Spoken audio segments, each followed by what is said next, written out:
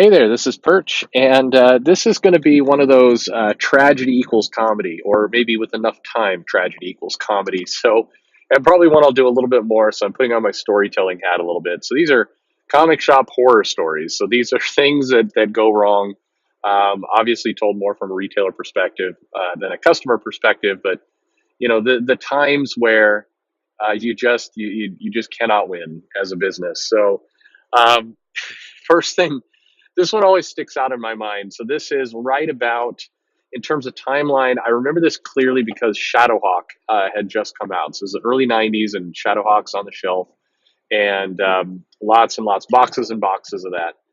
And um, the comic shop was near a restaurant. It was near a buffet style restaurant. And there was, at the time, and there was that buffet style restaurant was kind of flirting, toying with alcohol being served at the buffet, which was not. It wasn't the classiest group. It wasn't like a scumbag group, but this wasn't like the ritzy end of town. I mean, it's buffets aren't usually.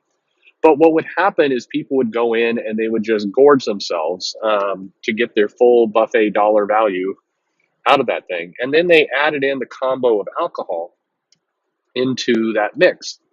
Now, for many people, the old adage of you don't drink on an empty stomach because it'll get you drunk faster, you'll do stupid things. Well, you don't drink on a super full stomach either. There's a problem there, and that's where, depending on the type of alcohol you're drinking, and depending on if there's the if you're going to be drinking, you want to go hard alcohol, wine, beer, kind of in that order. You don't want to go the opposite order. So if you go beer to tequila, bad things are probably going to happen to you.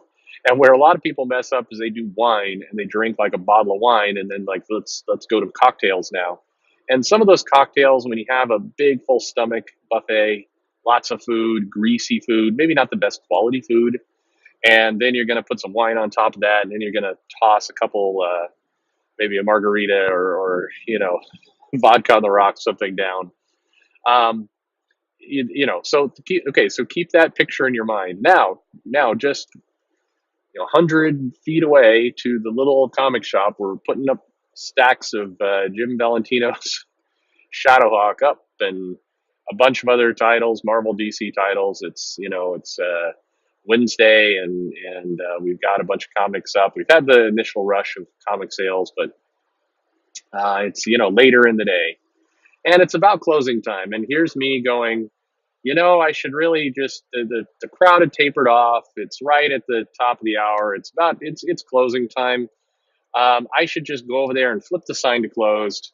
But I'm going to do one last little task, and if I'm working in the store, then you might as well have the store open, right? If you're getting something done, you're doing, even if you're kind of sweeping up, as long as you're there and the lights are on, why not keep the customers in, even if it's a little past closing time? So you have this debate that goes on in your head of, close early, close late. Let's go ahead and just keep it open a little while longer. And what bad could happen? Okay, so now I've got these two factors coming together. Um, so how you do you have memories where as time goes by, memories fade, sure, all the time, but some memories you can just you still remember the smells, the sights, the sounds, the look. The sun had gone down, still twilight. The lights had come on outside, but it's not dark. But dark enough that the street lights have come on, and I heard this little shuffling noise, like not a walking noise, but a shuffling noise, and door opening as um, a new guest has entered the comic shop. And I glance up to say hello, and I can tell immediately that this is not somebody who's going to buy anything. This is somebody who's stumbled in, curious maybe about what's going on. Sometimes you just know, you can tell. So in comes this guy, and he's kind of like 1 foot step, 1 foot shuffle, 1 foot step, 1 foot shuffle is going on, and it's a gait that is not a normal gait. So it's not an injury, but something is amiss with this individual. So now I'm doing the visual size him up a little bit more. It's like, is this guy dodgy? Is this somebody coming in to rob the store? I've had that experience. Is this somebody coming in to cause trouble? Or but it was kind of this distant, go nowhere gaze. So no, at no part, I'm not still not alarmed. It's just trying to figure out who is this person. And now in the back of my head, the little voice is going, "Hey, yeah, you should have closed. You should have flipped that sign over. This was one of those cases where you made the wrong call, and you should have just called it a night.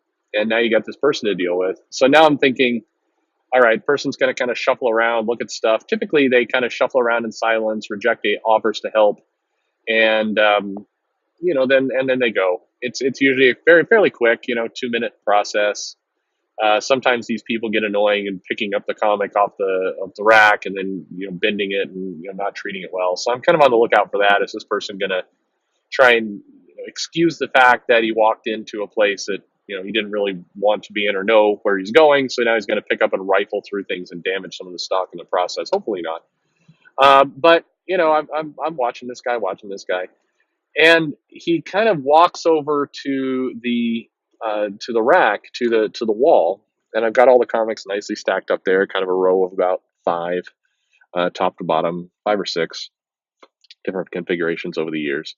And he puts hands on his hips. He's just staring at the wall, and he puts hands on his hips, like as if to kind of check things out, like he's really looking closely. But the hands move up on the body to where they're more kind of hands on rib cage.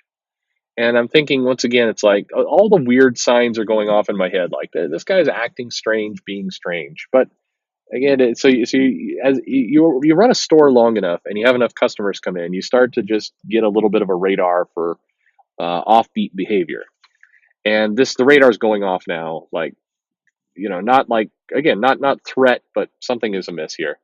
And then the hands kind of move forward to where he's like holding his belly. He's just kind of holding his stomach. And the first kind of dim thought goes through my head of this guy doesn't look like he's got it all together. Maybe drunk, something is wrong. I hope he doesn't get sick, is a thought that goes through my mind. And immediately he is sick, and projectile sick, right on the comics, just dead on. Shadowhawk had a kind of a big um, the character was kind of front and center in that comic. It just puked all over Shadowhawk, just vomit right on Shadowhawk.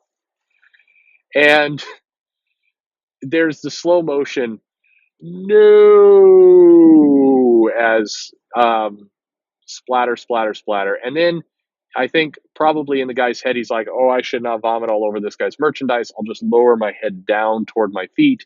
In effect, spraying the vomit that hadn't made its way to the lower levels of the wall, just straight down a nice 90 degrees onto the floor. Thick, wet splots on the tile floor of vomit. And I'm looking at that. I'm like, well, there goes the rest of the Shadowhawk stock that didn't sell today. And also, a lot of, I don't want to go through the trouble bleeping out words on this thing, but a lot of those thoughts in my head. And now it's like, all right, get this guy the F out of the store immediately. I don't want to touch him. So I'm coming around. I go, all right, get out, get out. And I'm thinking, do I, hey, you got to buy some stuff. My first goal is to like get the guy out of the store to where future vomit could go to the outside, and then kind of, say, hey, you just damaged a bunch of merchandise. What's going on here? But as I'm doing that, the secondary thoughts going on in the head of like, look at this guy. This guy doesn't have the cash. And immediately the whole story's pieced together. Here's somebody who went to the buffet and overate, got drinks, then proceeded to regurgitate all of that all over my nice store. So, needless to say, get the guy outside. The guy promptly then passes out, kind of in his vomit out on the curb. Um, and I kind of now I'm propping open. Now the store's still open. I'm propping open the doors to the store because the smell is just bad and the smell's just going to linger. That's that horrible thing about vomit. It just, the smell doesn't go away. So now the door is open and I'm trying to kind of waft the smell out. And I'm like, I go into the back and grab some gloves that I thankfully had. And I'm like gingerly kind of prying comics off the wall in the hopes that some of the back, the stock toward the back is preserved. I could somehow sell these near vomit miss comics. All in all, I think probably like 40 books ruined just in one spray. Um, the guy comes to later and offers to pay for the stuff, and I've got this stack of books, and he gives me a $20 bill, which was not nearly enough to cover it. Um, and then stumbles off into the night, and it's like, what am I going to do? Call the police, whatever. But meanwhile, as I'm cleaning all this other stuff, more customers are coming in. Like, hey, you're still open? All right. Oh my God, what happened here? And now it's turned into like a complete comedy show of you got the Benny Hill music playing as I'm trying to clean up this puke. But that is comic shop horror stories. And that whole event I will just always remember. It will never go away. I can still picture every aspect of it right now. The guy had a dirty kind of brown jacket on, those kind of cloth jackets that doesn't really do much for you, but I can picture it all still today. Anyway, there you go. There's my horror story. Hey, did you like hearing that? Do you want more? I've got dozens and dozens of these, so I'm not all as gross as puke. We always start with puke though. Hey, subscribe, share with a friend. Let me know your horror stories. I can be happy to represent those. I hope you're doing well. Thanks for listening.